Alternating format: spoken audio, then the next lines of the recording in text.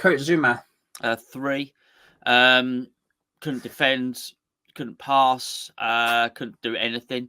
Really, he's meant to be our superstar defender. Outclassed throughout the game.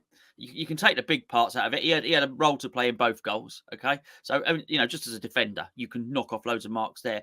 But actually, the fact he kept on trying to launch the ball long, and it's pretty crap at it. Obviously, it's not just making a defensive error for the first goal. The second one, he got done. All right, fair enough. He got done by a better player. All right, and it was a good goal. All right, it was a good goal, but he got done. So you'd mark him down for that anyway. The first one was completely his fault. I don't mean Kehra's not responsible. It gets him in a second, but that doesn't happen if he doesn't act like a knob, right? Which is exactly what he did. So I'm really, really upset about Kurt Zouma because he was meant to be this big, thou shalt not pass defender. He looks unfit, he looks broken, he looks out of form, and now his decision making's gone to pot as well. And do you know what? He was all game outclassed by Danny Welbeck. Outclassed every time. A little Danny Welbeck. Well, I know. Look, Danny Welbeck's okay. I mean, he gets a lot of stick, not derided. Danny Welbeck's played for Man United. He's played for Arsenal. He's not as crap as everybody makes out. However, I don't expect your £30 million star defender to be outclassed all game by a journeyman pro who's probably very close to retirement. So, yeah, he gets a 3.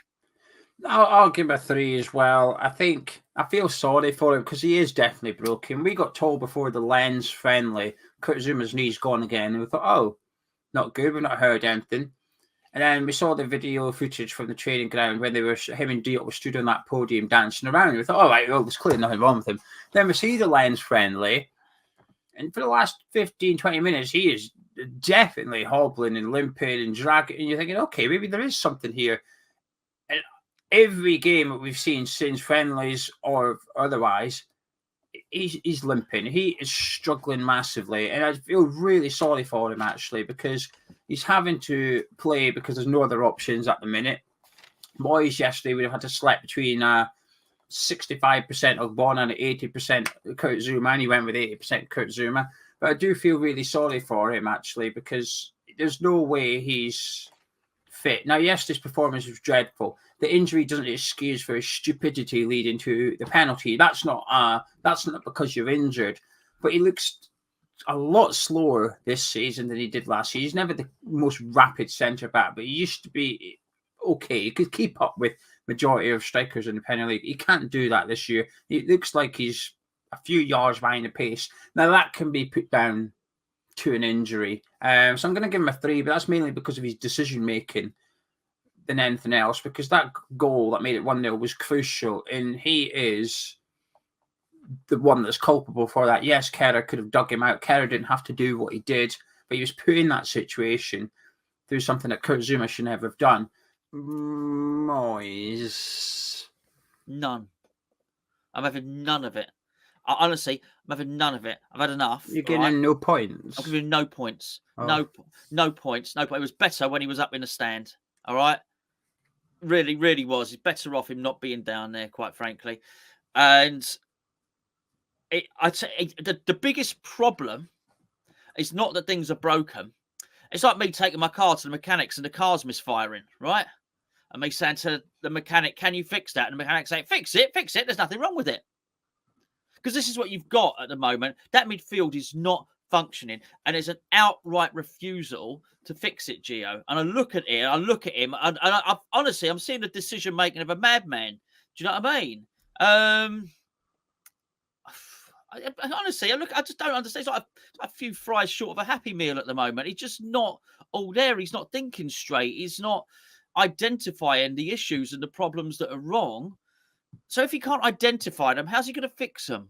I just don't understand it. And it feels like he's gone backwards. It really does. And as for his comments, well, I've not even got started on his comments. Earlier on, we had a little chat about content for videos. My words. I mean, I can't wait to dissect his comments. And the comments were about the comments were to the official channel, whatever, the West Ham YouTube channel. So it's an easy interview. He's being interviewed by a friendly face. And you could say the interviewer was, had the old microphone. He was saying us and we and all the rest of it, which is what Moyes, obviously wants to hear. And then David Moyes said the bizarre words. He said many bizarre words. Oh, I don't lose 3 games in a row. I don't do that. You see, I'm going to have to try and work out why that's happened. What? And if he's that bad and he doesn't even understand why he's lost the last 3 games, he seems to believe there's some big thing, like there's some rule in the cosmos that David Moyes, thou shalt not lose 3 games in a row. So he's looking for some sort of profound reason. Forget that. You don't need the profound reason. Just look at the games individually and you'll be able to see why you've lost those games. There might be different reasons for each one. But it's always an excuse. It's always something. We're great for, funny enough, for telling Liverpool that they always have an excuse and all the rest of it. But I'll tell you what, Moyes is becoming a bit like that. There's always a reason, and it ain't the right one. We lost that game because of Zouma and K. Okay, it's not a total lie, but if you just look at that, you're really missing a lot of the other stuff, which is the reason. That's not the reason we lost the game. That's the reason we went behind in the game. There's still an awful lot you can do to impact that game to make sure that game doesn't finish up as a loss. And quite frankly, I'm finding his comments about his weird losing streak. I'm finding his lack of comments about the dysfunction in midfield worrying. I'm finding his lack of any sort of ability to deal with a Thomas Souček situation. He can't comment on the midfield though, because then he's admitting. I'll make a substitution. Don't comment on it, but make a substitution. I'm seeing absolutely nothing there. And then to top all of that off, he's saying this stuff. I mean, you talk about all the contradictions earlier about the signings and all the rest of it and the type of player he wants and the players we're going for. We're swapping things up. Some of the players, what he's saying, we're swapping things up. We're changing the tactics. Some of the players, wink, wink, nudge, nudge. You may have noticed some of them are not as good as last season. Those are his words. And then he turns around and he says, I can't play the new players. I've got to play the ones from last season. Honestly, he's bonkers at the moment. No, my best bit is when he says that the new signings have got to get used to the Premier League and Maxwell Cornet didn't actually play in the Premier League last season.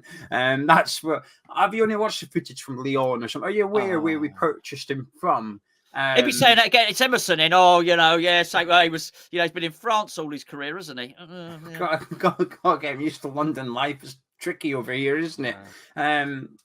I'm going to give him a 1. I don't know. I don't even know why I'm giving him a 1, really. I think he could have done a bit worse. Brighton's man of the match yesterday was David Moyes. I think Potter did fantastic substitutions to help them seal the 3 points. Moyes did fantastic substitutions to help Brighton seal 3 points as well.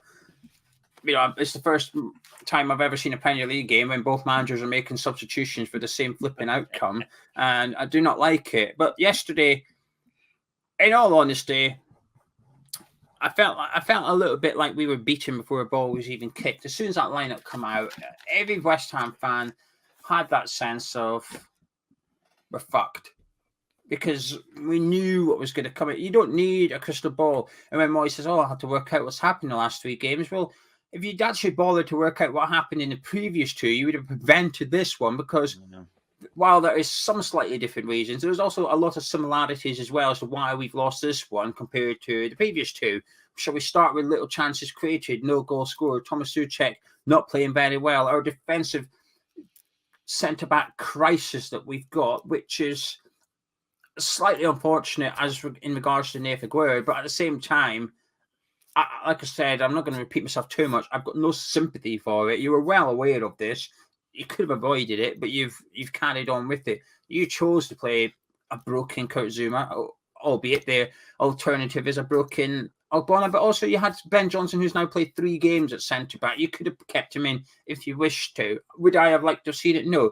But had you put him in, and when you got the microphone rammed in your face, hopefully the interviewer would have asked you a half-decent question, which is, 2 centre-backs on the bench, why are you playing a right-back? Say, neither of them are fully fit. Unfortunately, this is what I've got to work with. You say, all right, I can understand that. Fine, I can understand that. But what we can't understand is the way they were setting up in the centre of the park. And what I really can't understand is the substitution. I really can't get over it whatsoever.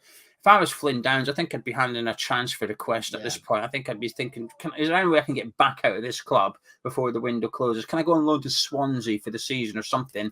Because at least then I'll get game time. The manager's talking about how I've got to be ready for the Premier League. Well, what have you bought me for then if I'm not ready for the Premier League? You're looking at a champion. Who looks at a championship club and goes, he's a good player. He's not ready for the Premier League, but I'm going to buy him and then keep him at the Premier League club. And Vieira would have had him in there. Yeah, I don't mind buying a player that's not quite ready, but you're buying him before other clubs do. His value goes up. But at least do something with him. Ideally, loan him out somewhere so he does get ready for the Premier League. Not buy him and almost hold him hostage at the club. And it's just one of those comments. Just where's the motivation for Flynn Downs? I know he's going to play on Thursday anyway. The poor lad's going to run out thinking I could play man of match and still not play against Aston Villa. It'll be that lanky Czech guy that can't do anything at the minute. He'll be the one playing. But I'll give Moyes one. But it was just dreadful from him yesterday. This was on David Moyes yesterday. The players didn't play well enough. But half of those players, Soufal's been out of form all season. If you're going to put Kerr in there, fine. You could have put Ben Johnson right back if you wished to, but you chose not to. You don't have to play that make-up in centre midfield. You could have played Maxwell Corey. You could have played Scamacca. All these excuses coming out. The problem is, when he first came in, you couldn't argue with his excuses, which is, the boys don't run enough. Fine, they don't. Okay, fine. Okay, we accept that. Well done, Dave. You sort that out. But it's almost like your fingerprints are all over this club now. And when you're coming up with stuff, well, this isn't good enough. Well, that's your fault. Yeah. The boys aren't fit enough. Like you said, you chose pre-season. You're not working with Pellegrini's squad in pre-season. Now, this is your one. You're responsible for everything today. You weren't responsible 12 months ago, funnily enough, when we finished 7. You weren't responsible 24 months ago either, funnily enough, when we finished 6, because you still getting to grips with things. Now you've actually got to grips with things. We've gone backwards. A manager, one of the most important things to a manager, I would argue them possibly even more important than the actual manager, is the backroom staff of the manager. And we lost Alan Irvine. There's a case of, is this going to impact things? Well, we dropped one league place and McKinley came in and it looked like there wasn't too much change. So fine. We've lost Stuart Pearce. Is this going to change things? Well, so far, we're going to say yes, it bloody has. It might get better. Hopefully it does. But quite often, actually, perfect example, we're playing Aston Villa on Sunday. Steven Gerrard without Michael Beale. I'm not saying he's nothing, but it's not happened yet. Steven Gerrard had him at Rangers. He had him at Aston Villa. You listen to interviews with Rangers players and Villa players. What about training sessions? Michael Beale. He's gone off to QPR. Okay. Manager QPR now, yeah. And it was a case of, let's see how Gerrard gets on without his sidekick. Well, it looks like he's doing pretty crap, doesn't he? Is Stuart Pearce the equivalent of Michael Beale? Stuart Pearce was instrumental in our first spell here. Now, what we'll say is Stuart Pearce wasn't here initially when Moyes returned and kept us up the second time before signing a permanent contract, because the owners didn't want Stuart Pearce back because he was gobbing off and talking sport about them. So they had to sort of, iron out a few things or whatever. But losing 2 of your backroom staff in the last 14 months is a big loss. And is that taking its toll? I don't know. But things aren't going great at the minute for the manager. And yesterday was a massive display to show that things are not going great at the minute for the manager. And, we need a big improvement next weekend. As simple as that. So I'll give him a 1. Yeah. Anyway, anything else you'd like to say? No. I've had enough. Honestly, I've had enough. And to be honest, Gonzo, you're not the only one. I think we're all feeling a little bit of that at the moment. Hello, everyone. I hope you're well. I hope you're recovering for what was quite a rough weekend, wasn't it? Welcome to the sneak peek weekly look behind the scenes at patreon.com/HammersChat and what's been going on over there. Where, I'll be honest, Gio has once again nailed it, and it's pissing me off. it's pissing me off. He predicted exactly Brighton's 11 players and how they would play against us in his opposition predictions show. And to be honest with you, it's annoying me because as much as I like being informed and knowing what the opposition are going to do before they do it, you know, liking to sound smart in front of other people with it, he's quite smug about this, and I would prefer he didn't get 11 out of 11 so I didn't have to mention it, but he's done it again. Fair play, you've got to give it the respect it deserves. Something else you've got to give the respect it deserves is Mike Manera. He's back. Mike on Mondays, we've wanted it to come back. You've wanted it to come back, and it has. Mike on Patreon is here. His first episode went up this week, and I'll be honest with you, I don't know how to intro it, so I'll just let him do it himself, because can you really top Mike? I don't think so. Mike, take it away, my friend. Us here at Mike on Patreon, we go the extra mile for you, the humble West Ham fan. So, I, because I go the extra mile for you, as I say, have actually got in touch with and interviewed a real, actual football agent to see how these deals happen and what goes on. So without further ado, let's head over and meet Mike the agent, because that'll be sensible. Alright, Scallywinks. Welcome to my bit. I'm going to tell you lot what the reality is when it comes down to agents. But don't come it with me. I am the expert. You do not ever try anything dodge when I'm around. Got it? Yeah? Good. Now, first of all, West Ham ain't doing the right business. And they ain't doing the right business because they ain't parting with the money. Right. I've got this genius left back, be ideal for the Hammers, yeah? His name's Quintin Quaslello, and he plays in the Belgium 2nd Division FC Genkiwenk. And it'd be brilliant for you lot. I said, Moyes, you want him? Just 14 million, but you gotta pay, you know? Got to grease my palm, mate. Got to grease my palm.